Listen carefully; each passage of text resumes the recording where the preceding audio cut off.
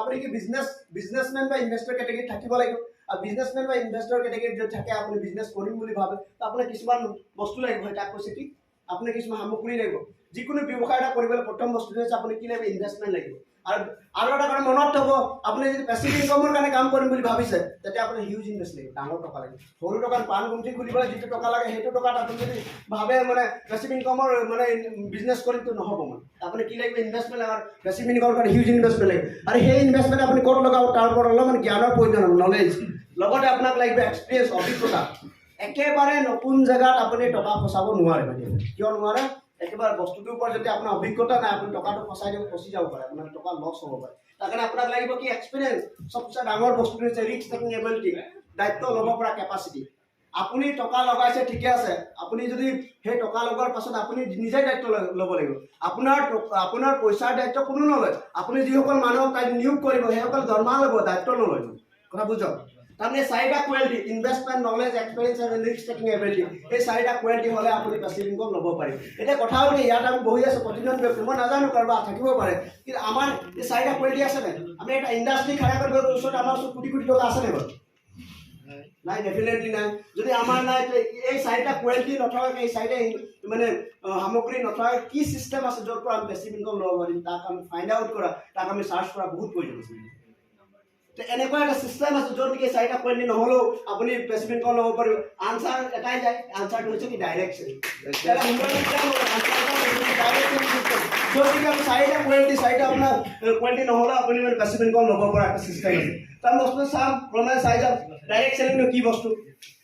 এতিয়া কথা হ'ল ডাইৰেক্ট চেলিং আপুনি বুজিব লাগে। Direct selling system, direct selling বুজিবলৈ আপুনি এটা আমি কোনটো চিষ্টেমত আমি বজাৰ কৰিছে চিষ্টেমটো অলপ চাম। সেই চিষ্টেমটো হৈছে ট্ৰেডিশ্যনেল মাৰ্কেটিং চিষ্টেম।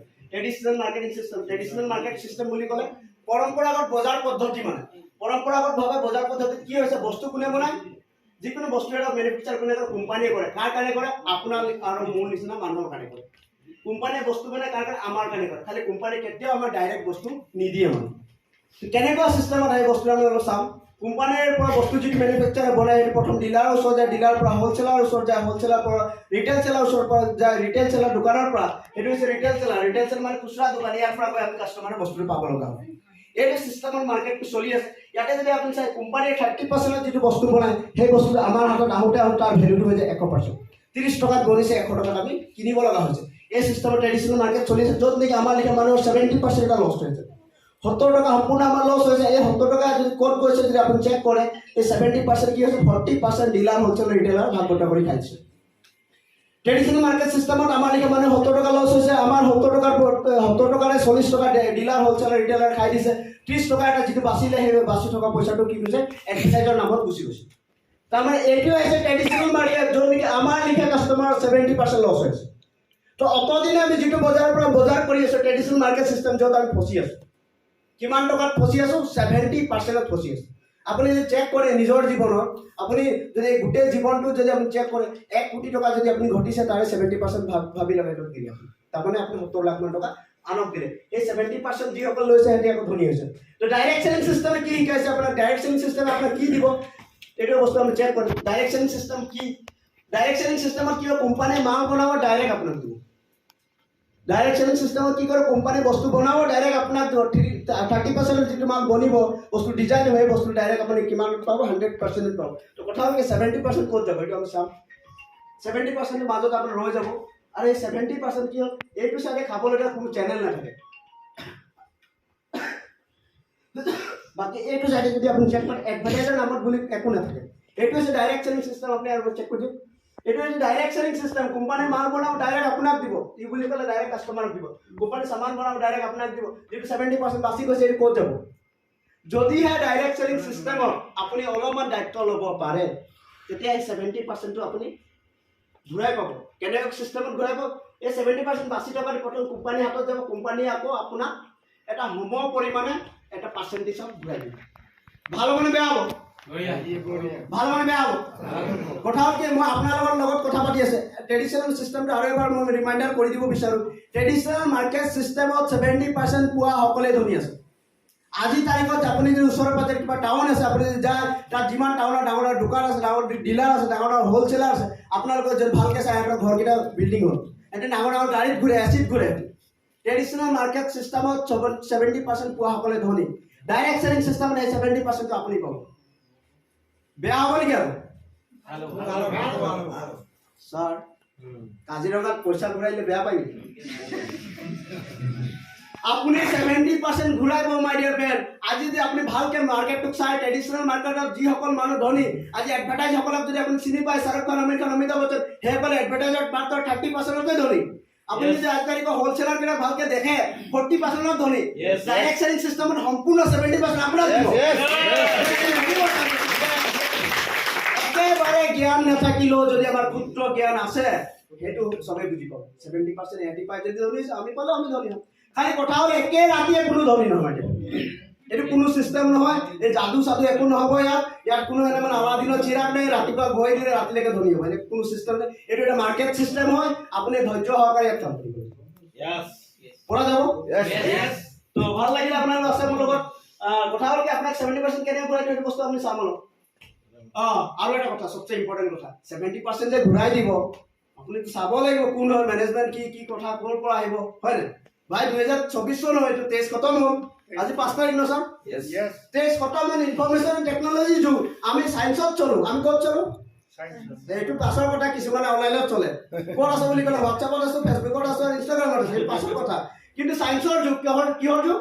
চায়েন্সৰ যুগ। তো চায়েন্সৰ যুগত আমি চেক আউট কৰিব লাগিব যিটো চিষ্টেমৰ কথা যে ইয়াক বুকু ভালেই বা চিঞৰি চিঞৰি গাই আছো, সেই চিষ্টেম কোনে চলাইছে, মেনেজমেণ্ট কোন, কি কথা জনাৰ দৰকাৰ আছে। আমি চেক কৰিম। প্ৰথম কথা হ'ল কি, আপোনাক 70% কোনোবাই যদি ঘূৰাই দিম বুলি কয়, ইণ্ডিয়া লেভেলত এনেকুৱা কোনো চিষ্টেম নাই। কোনো আমাৰ বাদে, মানে এনেকুৱা নহয় যে কোনোৱে নাই, আমাৰ বাদে 70% সম্পূৰ্ণ ঘূৰাই দিয়া ইণ্ডিয়া লেভেলত কোনো নাই। সেইটো বস্তু আমি প্ৰমাণ কৰিব যাম। তো প্ৰথম কথা হ'ল কি, সেই মেনেজমেণ্টটোক আমি চাব লাগে। চায়েন্সে কৈছে প্ৰথম আপুনি মেনেজমেণ্টটো চেক কৰক, সেই মেনেজমেণ্টটো কোন হয়, তাত কোনে বহি আছে, গাদীত কোনে বহি আছে। আপোনাৰ 70% দিব নাই আকৌ, নে দিম বুলি ক'লে আপোনাক দেওবাৰে দিম, সোমবাৰলৈ ঠেলিব নেকি, সোমবাৰ দিম, মংগলবাৰলৈ ঠেলিব নেকি? আমাৰ ছাৰ বুধবাৰলৈকে লাষ্ট ঠেলে, তাতকৈ ঠেলা ঠেলি চিষ্টেম নাই। আমাৰ এটাই দিন আছে, সেইটো হৈছে বুধবাৰ। মেনেজমেণ্ট চাব লাগে। প্ৰথম কথা হ'ল কি, মেনেজমেণ্টটো পাৱাৰফুল হ'ব লাগে। ছেকেণ্ড থিং কথা, এক্সপিৰিয়েঞ্চ হ'লাৰ হ'ব লাগে। দ্বিতীয় কথা, তাৰ জ্ঞান থকা হ'ব লাগে। জ্ঞান থকা হ'ব লাগে। জ্ঞান নাথাকিলে আমাৰ এনেকৈ দুখীয়া হ'লেহেঁতেন মাইটি ফ্ৰেণ্ড, হয় নে বাৰু? জ্ঞান আছে, দেনটো বিজনেছ কৰি আছে। তো প্ৰথম মেনেজমেণ্টটো চাব লাগিব। দ্বিতীয় কথা হ'ল কি বিকিছে, এইটোতো জানিব লাগিব ন। তো তাৰ কাৰণে কি হ'ল, প্ৰডাক্ট লাগিব। বোলে অকল হাৱা বিকিছে, আপুনি 100 টকা লগাওক 200 টকা পাব, 1000 লগাওক 2000 পাব, 10,000 লগাওক 20,000 পাব। অকল হাৱা বিকিছে, তাত হাৱা পাব। আমাৰ চিষ্টেমত কি পাব, আপুনি প্ৰডাক্ট পাব। চিষ্টেমত কি পাব, প্ৰডাক্ট পাব। প্ৰডাক্টৰ কোৱালিটি থাকিব। আজি তাৰিখত যদি আপুনি অসমক চাই, ৱৰ্ল্ডৰ মানুহে অসমক চিনি পায়, কাৰণ একটা প্ৰডাক্ট, সেইটো হৈছে টি। চাহপাত নামৰ প্ৰডাক্টটোৰ কাৰণে অসমক গোটেই পৃথিৱীয়ে চিনি পায়। কিয় চিনি পায়? এটা প্ৰডাক্ট আছে। সেইটো এনেকুৱা আৰু সৰু সুৰা প্ৰডাক্ট নাই, একদম best of the best quality product, সেইটো হৈছে চাহপাত।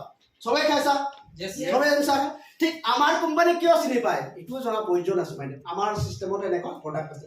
প্ৰডাক্ট বুলি ক'লে নহ'ব, কোৱালিটি চেক কৰি গ'লে। কোৱালিটিৰ আমাৰ চাৰ্টিফিকেট কোনে আছে, মিনিষ্ট্ৰী অফ আইচ, ভাৰত চৰকাৰৰ নতুন মিনিষ্ট্ৰী ফৰ্ম, যাৰ কেবিনেট মিনিষ্টাৰ সৰ্বানন্দ সোণোৱাল। চৰকাৰে আমাক কোৱালিটি চেক আউট কৰিছে আৰু চাৰ্টিফিকেট দি দিছে। কেনেকুৱা দিছে, দুটা চাৰ্টিফিকেট প্ৰভাইড কৰে চৰকাৰে। তাৰ প্ৰথম চাৰ্টিফিকেটটো হৈছে ষ্টেণ্ডাৰ্ড। ষ্টেণ্ডাৰ্ড মানে ভাল প্ৰডাক্ট, আমি চবেই ইউজ কৰিব পাৰিম। ষ্টেণ্ডাৰ্ড মানে ভাল। ষ্টেণ্ডাৰ্ডৰ ওপৰতো কি হ'ব বাৰু, ষ্টেণ্ডাৰ্ড মানে ভাল, ষ্টেণ্ডাৰ্ডৰ ওপৰৰ মালটো তাক কৈছে premium, best of the best, ভালতকৈ ভাল প্ৰডাক্ট আমাৰ লগত আছে। সেইটো হৈছে কি, কোৱালিটি। কোৱালিটিত আপুনি চেক কৰি যদি আপুনি চাই, 100ৰ ওপৰত আপোনাৰ প্ৰডাক্ট, প্ৰতিটো ৰেঞ্জৰ প্ৰতিটো বস্তু আপুনি পাব। তাৰ লগতে ৰেঞ্জটো ৰেট এণ্ড ৰেঞ্জ বহুত ইম্পৰ্টেণ্ট। ৰেটটো যদি আপুনি চাই, এনেকুৱা নহয় আৰু অকল যে দুখীয়া মানুহে কিনিব, একেবাৰে সস্তা কৰিলেতো অকল দুখীয়া মানুহ কিনিব, আৰু একেবাৰে যদি ওপৰত লৈ যায় অকল ধনী মানুহ কিনিব। তো আমি মাজৰ মানুহখিনি কৰিম কি? তাৰ কাৰণে বহুত চিন্তা চৰ্চা কৰি প্ৰডাক্টটো আমাৰ ৰেট এণ্ড ৰেঞ্জটো একদম মিডিল ৰাখিছে। দুখীয়া মানুহ কিনিবলৈ ভয় নকৰিব, ধনী মানুহ কিনিবলৈ লাজ নকৰিব। একটা ৰিজনেবল ৰেট লগাইছে। তো গতিকে আপুনি যদি ছেকেণ্ড বস্তু চাই, product quality, rate and range, প্ৰতিটো বস্তু আমাৰ চিষ্টেমৰ একদম ধুনীয়াকৈ মিলি গৈছে। ভাল হ'ব। 3 নম্বৰ কথা, ৰয়েল লিডাৰ। টিম চলাই নিবলৈ বা চিষ্টেম চলাই নিবলৈ বা আপোনাৰ কিবা এটা চলাই নিবলৈ, আজি যদি আপুনি ঘৰত যদি গাঁৱত ভাওনা এখন চলাই নিবলৈ হ'লে তাত এজন মানুহ দায়িত্ব ল'ব লাগিব। মানে কোনোৱে যদি দায়িত্ব নলয়, চবেই গাঁৱৰ বস্তু একেলগে কৰিম বুলি ক'লে নহ'ব তাত মানে আমি ছেক্ৰেটাৰী প্ৰেচিডেণ্ট থাকে আৰু দায়িত্ব লয় কিবা এটা খেল পাতিলে আমি ছেক্ৰেটাৰী প্ৰেচিডেণ্ট থাকে তাৰপৰা লিডাৰ থাকে আৰু প্ৰতিজন বস্তু লিডাৰ লিড লৈ চলাবৰ কাৰণে আমাৰ ওচৰত লিডাৰ আছে লিডাৰ বুলি ক'লে ৰয়েল লিডাৰ যদি আপুনি চাই ল'বলৈ যেতিয়া চুই দিলে এইটোকে কয় যে ৰয়েল লিডাৰ বুলি ক'লে কি প্ৰতিজন ব্যক্তিকে সম পৰিমাণে আগবঢ়াই লৈ যোৱা অকল চিষ্টেমত থাকি টকা ঘটিলে নহ'ব মানুহক এনেকুৱা ৰয়েল লিডাৰ আজি আপোনালোক একেলগে দুজন কৰি লিডাৰ পাব ইণ্টাৰনেশ্যনেল টিম কোঅৰ্ডিনেটৰ ইণ্টাৰনেশ্যনেল বুলি ক'লে ইণ্টাৰনেশ্যনেল ইণ্ডিয়াৰ বাহিৰৰ লিডাৰ খালি আমাৰ শিৱসাগৰ ডিষ্ট্ৰিক্টৰ মানুহ ইণ্টাৰনেশ্যনেল বুলি গোটেই ইণ্ডিয়াত ৱৰ্ল্ড লেভেলত চাব পৰা লিডাৰ আছে আমাৰ লগত সৌভাগ্যৰ কথা আমাৰ লোকেল মানুহ সৌভাগ্যৰ কথা আমাৰ নিজৰ মানুহ আছে ইণ্টাৰনেশ্যনেল লেভেলত দুজনকে লিডাৰ লগতে নেশ্যনেল লেভেল লিডাৰ আমাৰ লগত বহি আছে ইতিমধ্যে ছাৰ মানে সুন্দৰকৈ ক্লেপ হ'ব লাগে মানে কাৰণ মই কৈ আছোঁ শিক্ষা লাগিব কিবা এটা চিষ্টেমত আগবাঢ়ি যাবলৈ শিক্ষা লাগিব মই এনেকুৱা ধৰণে কমন এডুকেশ্যন চিষ্টেমত যদি আপুনি চাই এনেকুৱা ধৰণে ইয়াততো খেতি কৰা ব্যক্তি আছে আগত যেতিয়া আমি মানে হালত মানে গৰু হালত যেতিয়া খেতি কৰোঁ আমি মানে হাল বাবলৈ গ'লে মানে কি কৰোঁ দুবাৰ বাই দিওঁ তাৰপিছত আৰু খেতি কৰি দিওঁ আমাৰ দেউতাহঁতে সদায় আগত আমাক কয় তিন ৰাউণ্ড বোলে হালটো বাব লাগে আগত যিটো মানে 5-7 6-7 বাই কেলে চিষ্টেম আছে আপুনি যদি জ্ঞান নোলোৱাকৈ খেতি কৰিম বুলি ভাবে কি হ'ব ছাৰ ধান পাবলৈ পটান পাব তো ঠিক চেম আজি আমি একটা সিস্টেমত বহি আছো ইয়াতো আপুনি আগবাঢ়ি যাম বুলি ভাবিলে আপুনি এডুকেশ্যন সিস্টেমটো মাষ্ট বি ইম্পৰ্টেণ্ট আছে এডুকেশ্যন সিস্টেম লাগিব স্যাৰ আপুনি বেলেগ সিস্টেমত আপুনি হয়তো বহুত ডাঙৰ এটা বীৰ আছিলে বহুত পাৰদক্ষতা আছিলে আপুনি বহুত মানে এনে কাটি গ'লে ফালি গ'লে ছিঙি গ'লে কিন্তু এইটো সিস্টেমত আপুনি যদি শিকিম বুলি ভাবে তো আপুনি ইয়াৰ পৰা শিক্ষা লৈ আগবাঢ়িব লাগিব নহ'লে আপুনি খুজে এনেকুৱা হ'ব ক'ৰবাত কাৰেণ্ট লাগিব আকৌ লিডাৰক মাতিব লগা হ'ব কাৰেণ্ট ওলাব ক'ৰবাত তিতা পাব টেঙা পাই যাব তো গতিকে ইয়াত মানে কমন এডুকেশ্যন চিষ্টেম যিটো আমাৰ চিষ্টেমৰ লগত আছে সেইটো হৈছে harvest success academy harvest success academy এনেকুৱা ধৰণৰ এটা একাডেমি আছে সেই একাডেমি আপুনি অন্য নেটৱৰ্ক চিষ্টেমত নাপায় যিটো চিষ্টেমে আপোনাৰ শিক্ষা স্মুথলি শিকাব স্মুথলি লৈ যাব আপুনি ইয়াত মাষ্ট বি লিডাৰ হ'ব মাৰিব লগতে আছে ইনকম প্লেন সব অ'কে আছে ছাৰ সব ঠিক আছে আমি কাম কৰিছোঁ ফিল্ডত গৈছোঁ শিক্ষা আছে নলেজ আছে ছাৰ পইচাটো কেতিয়া আহিব পইচাটো আহিব লাগিব না ছাৰ পইচাটো যদি নাহে আপুনি আৰু ৰাতিপুৱা শুই উঠিলে বগা চাৰ্টত আইৰণ মাৰিলে কোটছত লগালে ঘূৰিছে বোলে টকা অহা নাই কাম কৰিব কাম চলিব ছাৰ নচলে ছাৰ তাৰ কাৰণে সবচে ইম্পৰ্টেণ্ট কথা income plan simple and career basic অলপমান চিম্পল হ'ব লাগিব আমি গাঁৱৰ মানুহ বুজি কম পাওঁ আৰু লগতে কেৰিয়াৰ বেচিক মানে কালিলৈ যদি মৰি যাওঁ তেতিয়াও মাল অহা চিষ্টেম থাকিব ন ছাৰ তো দুইটা বস্তু আছে মাই ডিয়াৰ ফ্ৰেণ্ড এইটো হৈছে কি আপোনাৰ চিম্পল এণ্ড কেৰিয়াৰ বেচিক এইটো বস্তু মই আছে শ্লাইডত আছে ছাৰ শ্লাইডত আছে মই দেখাই যাম বস্তুটো সবচে 1 নম্বৰ বস্তু হৈছে আপোনাৰ ইনকম প্লান ইজি হ'বলৈ আমি বুজি পোৱা হ'ব লাগিব আৰু কেৰিয়াৰ বেচিক হ'ব লাগিব বাকীটো আমি ফিল্ডত শিকি ল'ম হয় নাই ছাৰ তো ইনকম প্লানটোৰ কথা যদি আমি চেক কৰোঁ আৰু ইনকম প্লানটো আমি ক'ম আৰু এনেকুৱা ষ্ট্ৰং আপুনি যদি চাই ডাইৰেক্ট চেলিং কোম্পানী যদি আমি চেক কৰে ইণ্ডিয়া লেভেল আমি বাহিৰলৈ নাযাওঁ এতিয়া ইতিমধ্যে ইণ্ডিয়া লেভেলত যদি চাই এনেকুৱা মানে গৰ্জি ডাইৰেক্ট চেলিং কোম্পানী ইণ্ডিয়া 2020 এই কোম্পানী